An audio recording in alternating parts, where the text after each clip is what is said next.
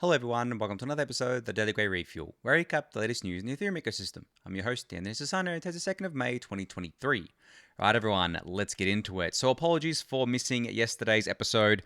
I kind of rugged myself by doing an episode on Saturday because yesterday I didn't really have too much to talk about since I had spoken about a lot on Saturday already, but I'm back today with a few new things to talk about. So without further ado, let's get into it. So starting off today's episode is a new thread from Terence covering the EIP 4844 implementers call number 21. Now, I didn't even realize there had been this many calls, to be honest. I know I've covered this thread that Terence does a bunch of times on the refuel before, but this is pretty awesome that there's already been 21 of these calls. And as you guys know, 4844 is already included in Cancun, the next network upgrade. It's not like 100% included. It's just obviously, as I was talking about the other day, there's the concept of drivers and passengers. It is the driver for the upgrade, which means it's basically like 99% sure to go in. Unless there's something critical that goes wrong with it, then it may get removed. But the thing is that because 4844 is a driver, if there was something wrong with it, I don't think it would get removed from the upgrade. What would happen is that the upgrade itself would actually get delayed, because without 4844, the upgrade could still go ahead with the passengers, but it doesn't seem as appealing or as enticing to do a whole network upgrade just with the other EIPs that are both included so far and being considered for inclusion. So yeah, I mean, at this point in time, I would say 4844 is 99% sure to be included in Cancun. That 1% just exists for any kind of critical bugs or any issues around that could pop up there. But yeah, you can check out Terence's thread for full details on the implementers call number 21 here. I believe it was quite a technical call this time around. There weren't a lot of things discussed that are really new. It's more of kind of like dotting the I's, crossing the T's, and doing the dev nets as we see. You know, there was DevNet 5 that spun up the other day. So yeah, things are moving. You know, things are moving very well. I think we're pretty close to maybe a longer lived test net, not just a dev net being spun up for this. Yeah, hopefully sooner rather than later on that front as well. All right, Aditya here, who he works at the Ethereum Foundation, put out a blog post with a bunch of other authors here, and you can see all of them listed here on the tweets and also in the post itself. But this post is titled Confirmation Rule for Ethereum, which is an attempt at a fast confirmation rule for Ethereum Proof of Stake with latency under 1 minute in typical mainnet conditions. So basically, what this aims to do is try to have finality within a minute or less, I think. So Aditya explains here, Ethereum currently provides a strong finality guarantee, but it has an average latency of 16 minutes under perfect conditions, or 2 epochs. This rule confirms block at a much faster pace, although with weaker guarantee of reversibility than finality. So it's not the same thing that we have today with the 2 epoch finality. Then it would be, and it wouldn't be the same thing as like single slot finality, but it's an improvement over what we currently have. And Aditya and his co-authors here argue why that is the case in this blog post. Now, this blog post is very technical. There's a lot of math here, as you can see. So if you aren't across these sorts of things, you probably won't understand what's going on here. But I figured why it was worthwhile to highlight for you guys, because I think single slot finality and anything else that can get us to fast finality or fast irreversibility is definitely something worth paying attention to, and definitely something that I don't think a lot of people are well, I think there are a lot of people focusing on it right now on the research side of things in terms of Ethereum core research, but on the community side of things, I don't think enough people are focusing on it, because I think for people, they see kind of finality and they don't actually understand what that means, and they don't understand why fast finality is something that would be worthwhile. Well, to give you the quick TLDR, and this doesn't cover everything, and I'm not an expert on this, of course, and this isn't exhaustive. This is an exhaustive list of reasons, but essentially, right now, you have, I guess, like 2 epochs you have to wait for that finality, which means that you have a 16-minute window, give or take, I guess, like a few seconds on that front there, where things could be potentially reversed. There could be a long reorg. There could be a reorg of a few minutes, right? Now, obviously, that's not good for the network. That's not good for the health of the ecosystem. That's not good for anyone, really. It is still very, very hard to reorg the chain. Even doing a 2-3 block reorg is extremely hard to do and extremely costly, but it is possible, right? And it is something that is not punished. Is not punished severely until you get, or is not prevented until you get to those finality guarantees there. So that's kind of like the big one. The other ones include giving faster finality to things like exchanges, for example. So exchanges obviously will wait a certain amount of block confirmations in order to consider your deposit final. Well, if you have like single slot finality, then exchanges wouldn't have to wait very long to consider the deposit final. They could do it much quicker than what they can today, because a slot is 12 seconds. And if you have single slot finality, it means you have like 2/3 of the entire Ethereum network saying, okay, the chain is finalized here at this block, which means that in theory, the exchanges could credit your deposit within 12 seconds rather than waiting. I mean, it obviously varies from exchange to exchange, but some of them can keep you waiting up to 10 minutes, right, to make sure the deposit was in there. Well, in theory, with single slot finality, it would only be 12 seconds, which is pretty cool. I guess like one slot once the transaction has been kind of confirmed on their end. So maybe they do it like a minute or something. That's still vastly superior to what we have today. So that's a big one. Another big one is for layer 2s, because properly constructed layer 2 rollups get to inherit the Ethereum finality guarantees, or the Ethereum layer 1 finality guarantees. So it would benefit them. Things like oracles, just really anything that relies on not being reorged, even across like slot by slot, is definitely going to benefit from something like this. But as I said, that's not an exhaustive list of why we want single slot finality or why we want faster finality and why it's desirable. You can check out some of the discussions around that. I'm sure some of them are linked in this blog post at the bottom, maybe. No, there's just a bunch of information here, and there's probably links within the blog post. But on the Ethereum research forum at ETH Research, you can go check out all this discussions around single slot finality there. And I think I shared a document the other day that was written by Vitalik or someone else that kind of summarized this as well. So you may be able to find that. I don't have the link handy right now, but that's something that you can pay attention to as well. All right, so Spreak here on Twitter put out a screenshot of a Twitter poll that Dan Robinson from Paradigm put out over the weekend, where he said, should EIP 1559 or 1559 distribute ETH to all stakers rather than burning it? Now, basically, the poll was, I guess, vastly in favor of the no option here, with, I guess, like a bunch of people voting yes and a bunch of people voting it's functionally equivalent. And then Hayden Adams, the founder of Uniswap, said neither. We should use this money to fund public goods. And I replied saying, if you want to kill Ethereum, this is how you do it. Now, I figured this was worth expanding on because I think it's very important to realize why I said this and why sending the ETH to fund public goods instead of burning it would kill Ethereum. I mean, not kill Ethereum literally, but kill, I guess, like what Ethereum stands for at its core. Now, I've talked a lot in the past about what I actually consider to be a core property or the core property of a blockchain, and that is censorship resistance. Without censorship resistance and without all the stuff that falls off of that, such as credible neutrality and decentralization and all that good stuff there, a blockchain is useless in my eyes. It does not do anything that a centralized database can't do better, right?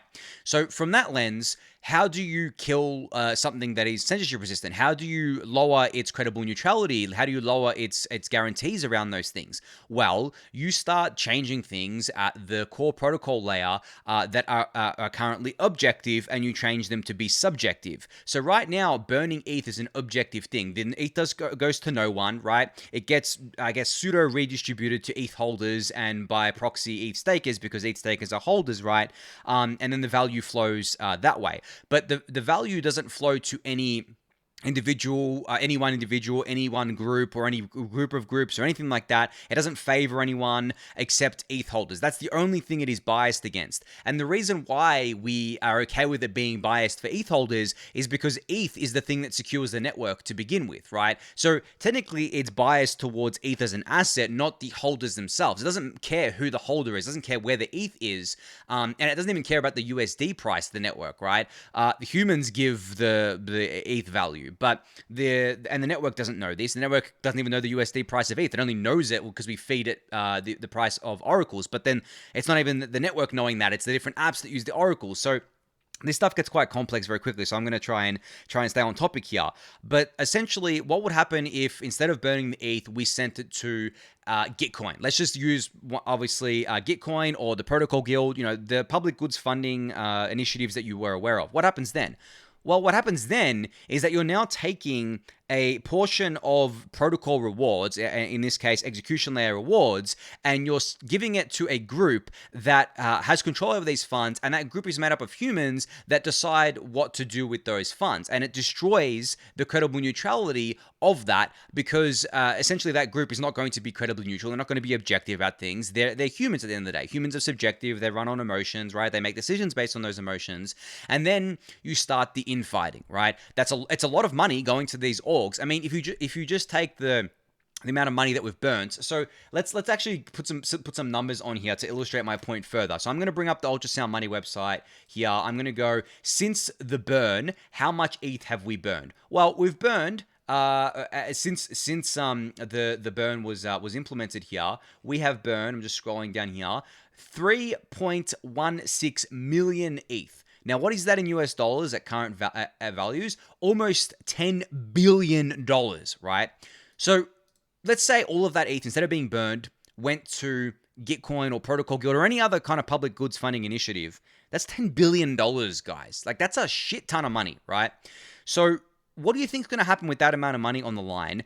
It's going to be the exact same thing that we see happen with a lot of DAO treasuries. People are going to try to loot it. People are going to fight over where to spend that money. No one's going to agree on anything. People are going to try and come in and cause chaos just for the sake of it, right? There's going to be money spent on things that aren't the money shouldn't go to at all, right? There's going to be people trying to scam it. There's going to be people grifting with it. There's going to be all sorts of things happening. Now, why is this bad for Ethereum, the protocol? Because the money is coming from the protocol, right? It's coming from the network, I should say. It's not obviously coming from the consensus layer rewards, but it's coming from the execution layer. And then people will kind of see that and be like, well, what am I paying here? Like, I'm sending I'm paying fees, and then those fees are going to these orgs that are just doing whatever with the ETH. This isn't credibly neutral. This is introducing a massive subjective kind of governance layer on top of Ethereum, and another governance layer on top of Ethereum's already existing governance layer, and it just causes a mess of things and erodes the credible neutrality of Ethereum and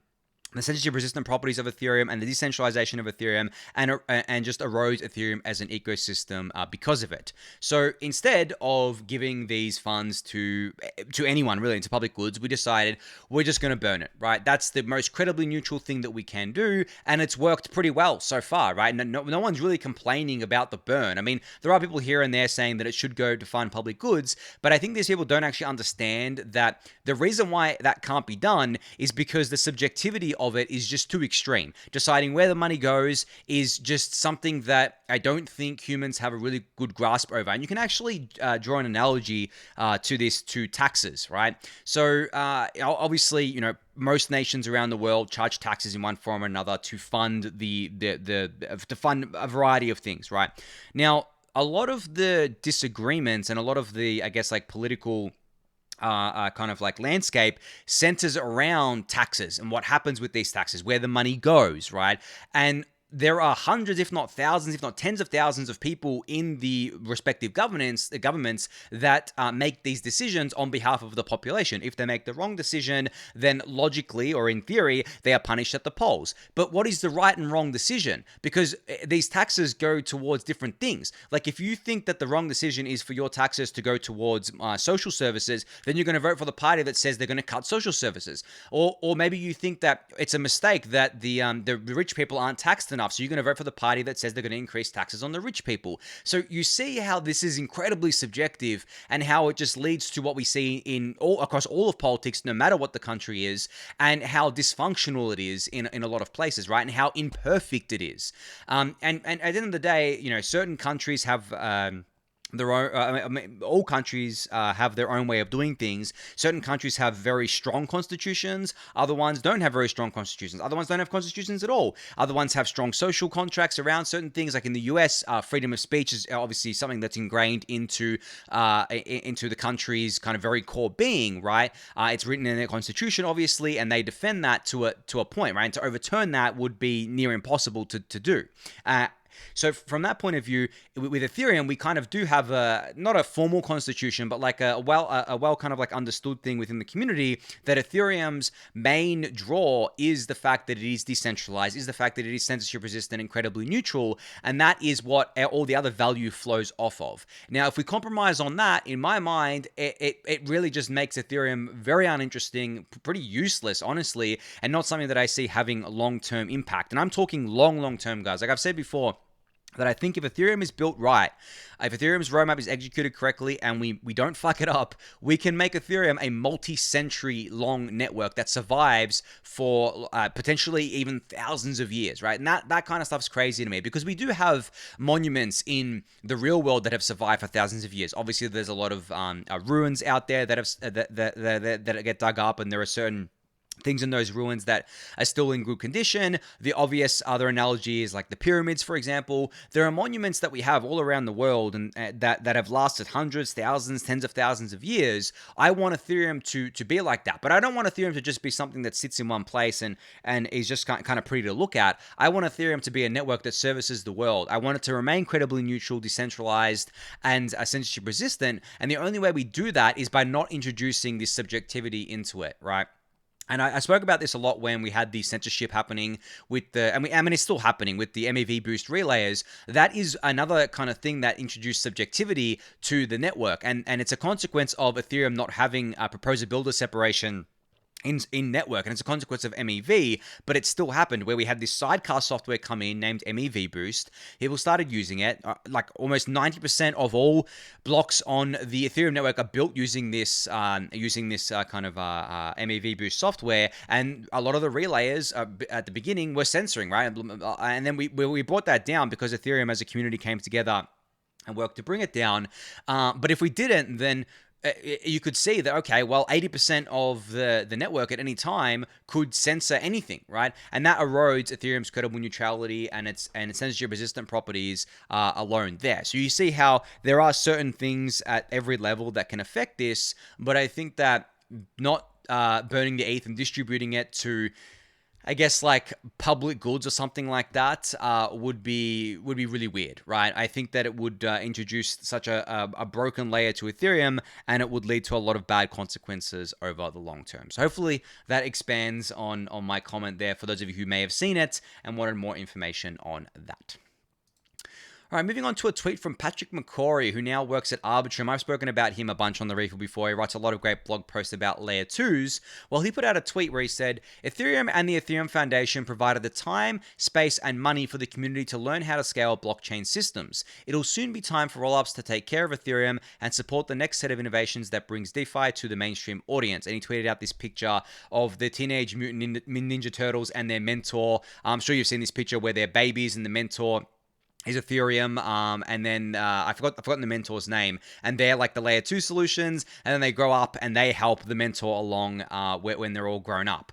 That's exactly what has been the philosophy of Ethereum, and this is a philosophy that's been set by the Ethereum Foundation for quite a while now, and that's the philosophy of subtraction, where essentially the Ethereum Foundation wants to be as little hands-on as possible on the protocol, and wants to fund and let the extra protocol teams and everyone building on the protocol flourish. And that's exactly what they've done with layer 2 solutions and with rollups. We had all of these people come together and say, okay, how do we scale Ethereum? The Ethereum Foundation didn't say, this is how we're scaling Ethereum, right? It didn't say, this is the roadmap that you have to follow. This is the only things that we are funding, blah, blah, blah, right? No, they said, okay, well, come to us if you want funding with the solutions, and we may or may not fund you. And then people started building solutions outside of the Ethereum Foundation, funding or not, and the community came together and said, wow, okay, these roll-up things are really cool. They really work.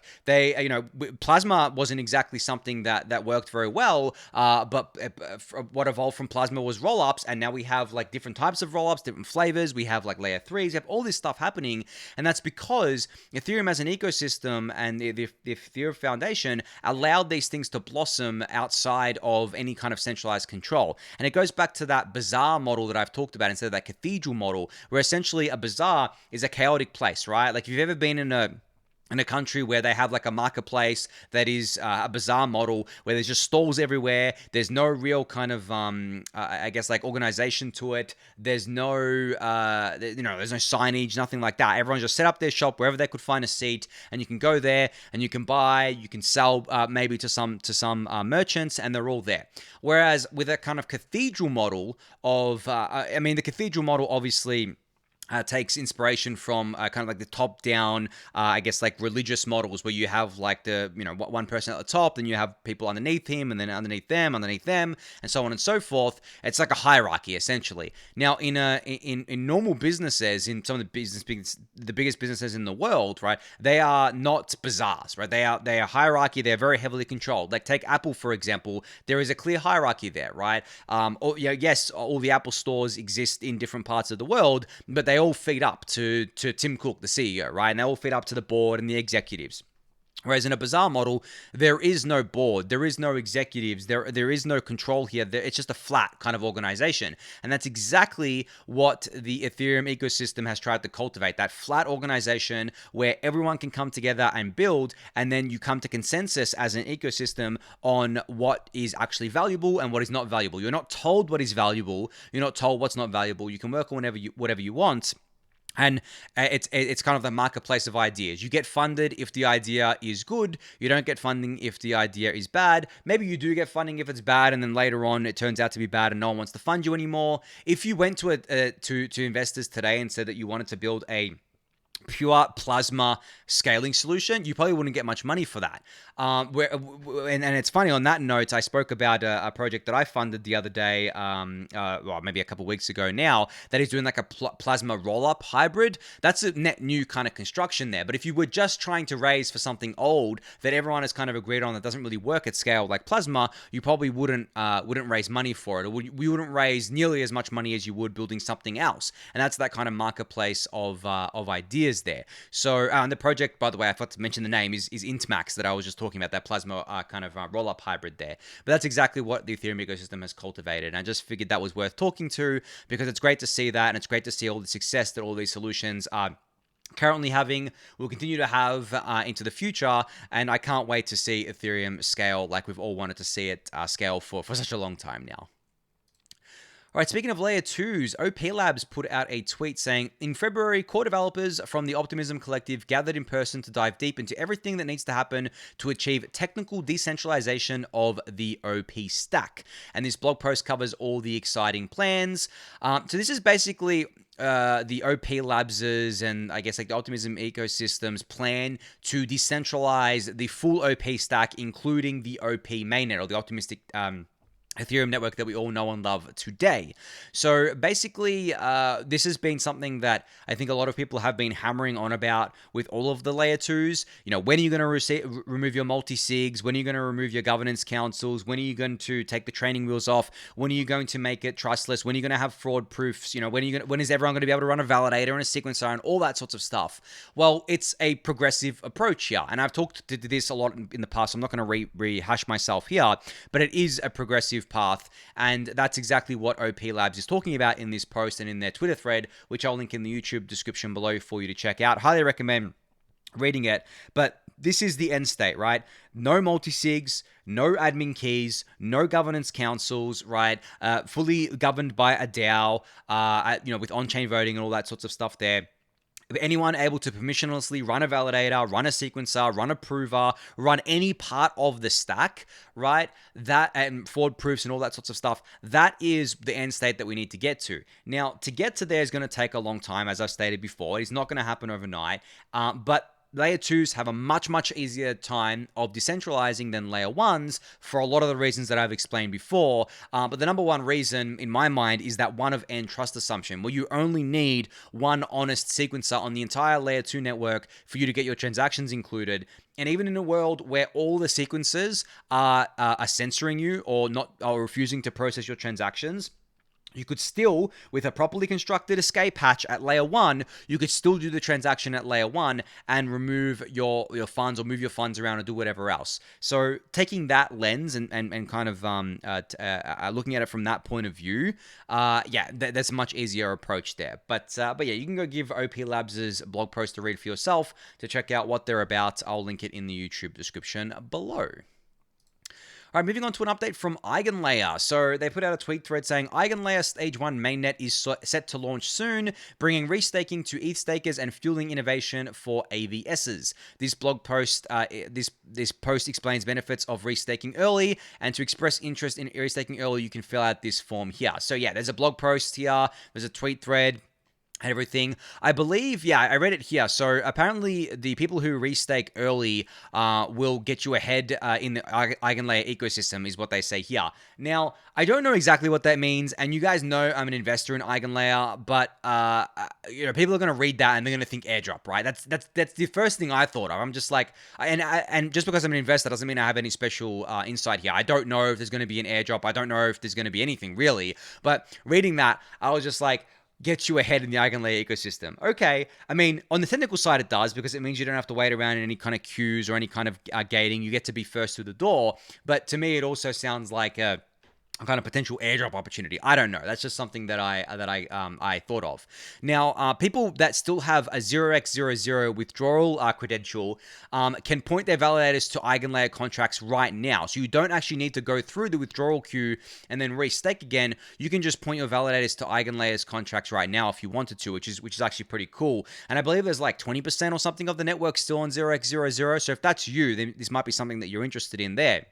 But yeah, all the resources are available in this Twitter thread, as well as the blog post. As I said, you can go check that out. But EigenLayer is moving really, really quickly here, which is awesome to see. As I've said before, there's been a lot of criticism of EigenLayer over the past, I guess, like 12 months since it's become a popular talking point. There is a lot of valid criticism, but I think what I said and what I still stand by is that we need to see EigenLayer live on mainnet. We need to see it playing out in the real world with real world economic incentives at play, and see how it all shakes out before we can draw any kind of conclusions, because this is the first thing of its kind at this kind of scale, and it's going to tell us a lot about how, I guess, the stakers on Ethereum are going to behave when these other incentives come along, because this is going to inform a lot of other projects that get built around staking, and it's going to show us what the real value prop of EigenLayer is and what people actually care about, and the strength of the validators that sign up for EigenLayer. Like, are these validators actually doing their duties or their extra duties? How many of them get slashed on EigenLayer?